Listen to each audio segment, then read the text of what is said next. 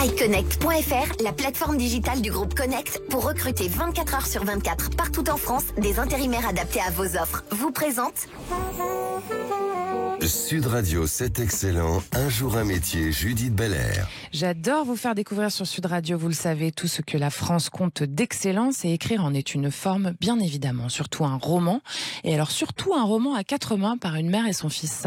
Guylaine et Léo Marin l'ont fait avec L'Enfant du Volcan, tout juste sorti chez Albin Michel. Bonjour à tous les deux. Bonjour. Alors justement, d'où ça vous vient ? Pourquoi écrire un roman à 4 mains entre une mère et son fils ? Je sais que ça parle un peu de votre histoire, Guylaine, mais tout de même, c'est un sacré exercice. Oui, c'est vrai. C'est Léo qui est à l'initiative de ce projet. D'accord. Je te laisse dire. Et J'étais parti en 2018 à La Réunion, Oui. pour la première fois après le bac. Et j'ai découvert mes origines, les origines que je ne connaissais pas forcément très très bien. D'accord.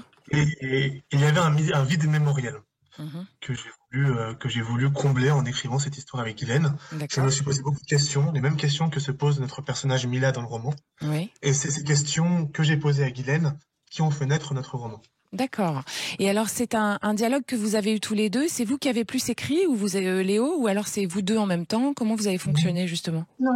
Non, nous deux en même temps. C'est-à-dire Ouais. que quand Léo s'adresse à moi, je lui reporte le fait qu'en 2014, j'ai découvert que je faisais partie du fichier qui recensait les enfants déplacés. D'accord. Donc, je partage avec lui une information, une vérité historique rétrospective. Mm. Et nous décidons ensemble de coécrire. Nous avons écrit, on va dire, à part égale, de manière dans une organisation un peu spécifique.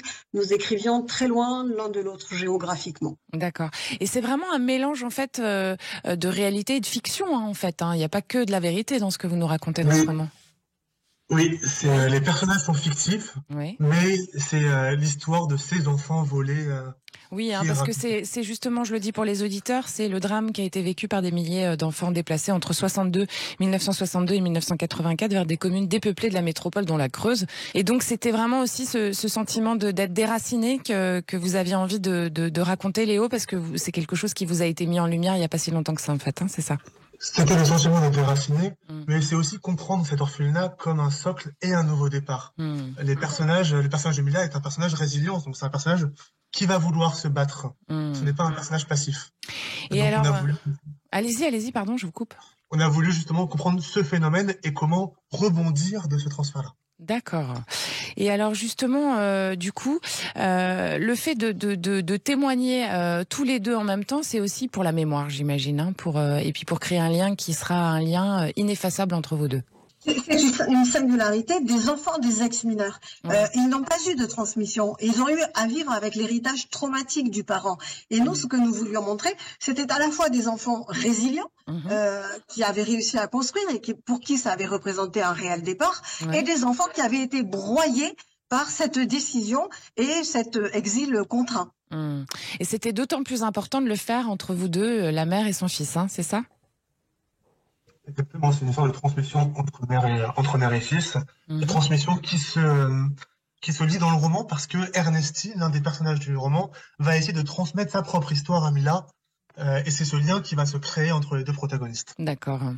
Alors pour les auditeurs, allez-y Guylaine.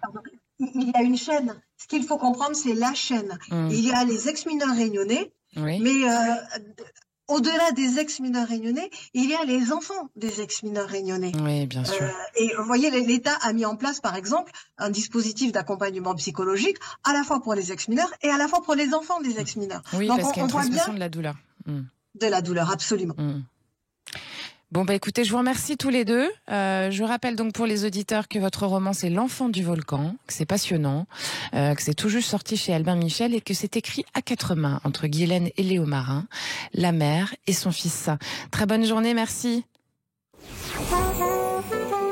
Sud Radio, c'est excellent. Un jour un métier, Judith Belair. avec MyConnect.fr, la plateforme digitale du groupe Connect pour recruter 24 heures sur 24 partout en France des intérimaires adaptés à vos offres.